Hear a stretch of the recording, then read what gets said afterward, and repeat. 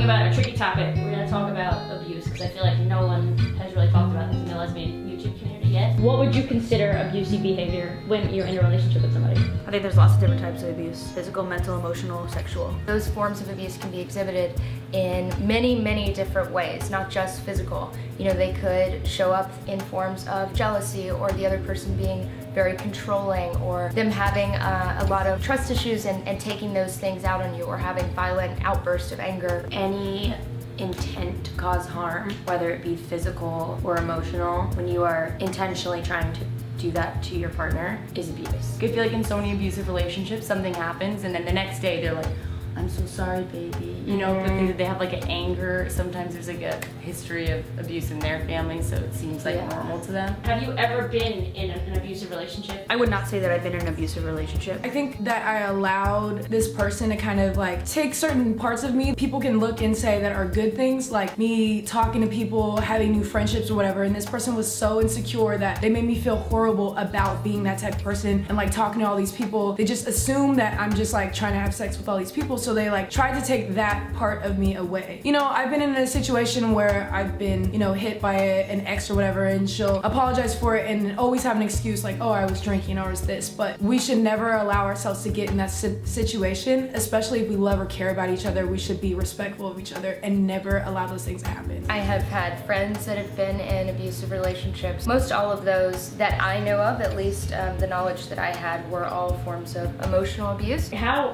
did your friends reach out for help? Or like, did they at all? Did they talk to you about it? Did you just see it from afar and know what was going on? I'm often a person that people come to talk to, especially now that I'm dating Chrissy as well, because we're both really good listeners. I think people who are being abused don't even realize they're being abused, and so, or they justify the people's actions, that they're, you know, why the person that they love is doing something like this. They would never try to hurt me, so they don't realize that they need to get out of that situation, or they just completely justify why that person's doing it. Oh, now I've heard of the LGBT Center like having classes where, you know, people can come in and like speak to each other about this, but I didn't really have anywhere to go during then, so I would just try to talk to my friends or her friends and try to figure out how to handle the situation. They have often not gone for help because either society or law enforcement doesn't take the threat seriously, or they feel like I should be able to handle this. You know, it's just another woman, she probably can't hurt me. Do you think the abuser is more likely to be a feminine woman or a more masculine woman? In my experience, people who have more, who are androgynous and lead more on the dominant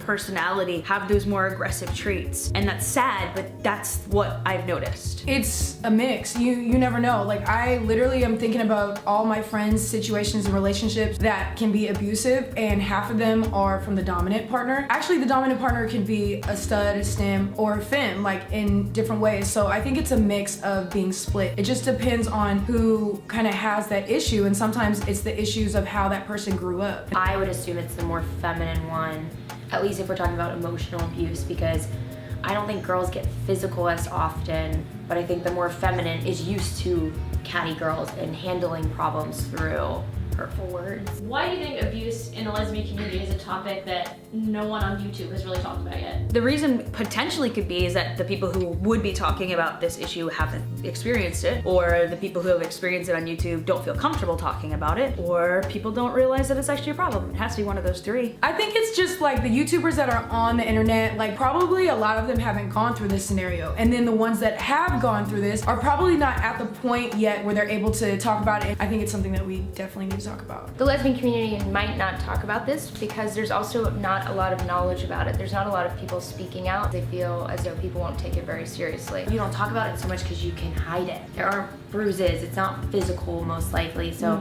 it's really easy to hide. You're not typically yelling at them in front of a big group of people. It would be all behind closed doors. I think that's why it's not talked about a lot. How do you think we can become more aware and helpful as a community together? When somebody says, this really hurts me, and then somebody else says, yeah, but somebody else is going through something way worse than you, you're taking away from that person's reality. You have to validate the way the person feels. You have to allow people to have their truth and their pain. Be a good friend. If you see a friend going through this, let them know that whatever they're going through in their relationship is not normal. I think that's the biggest thing, and that's what I've done to some of my friends.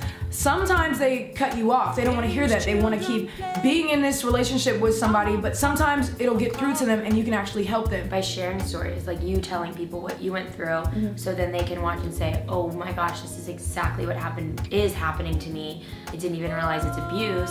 And through your whole journey, they can understand it and relate.